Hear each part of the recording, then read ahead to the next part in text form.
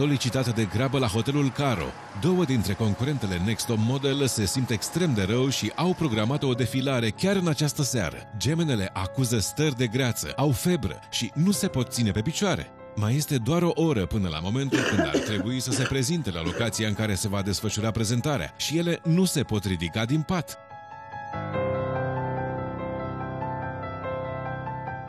De când am întors din Cipru, fetele s-au simțit foarte rău, dar aseară, Laura, dintr-o dată, cu stări de vomă, cu frisoane, cu febră. Este la limită de o pneumonie intersticială.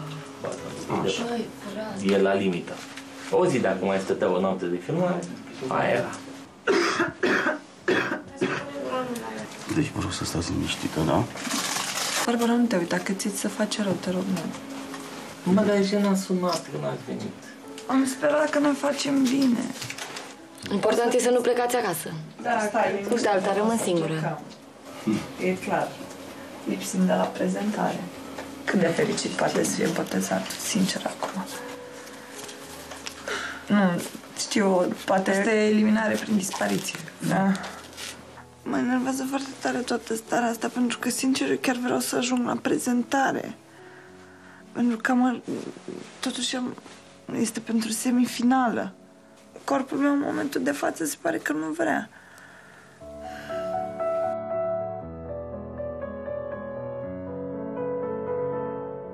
Există vreo șansă ca în maxim o oră eu să-mi revin și să pot să duc un show până la capăt, până la ora 3?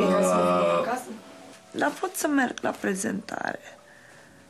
N-are nicio importanță.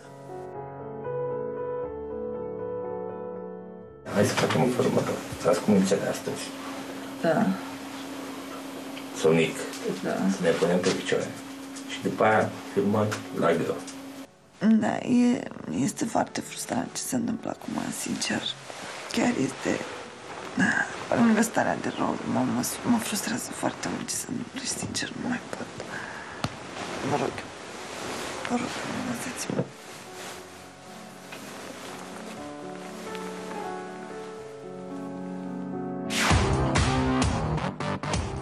Ramona, Denisa și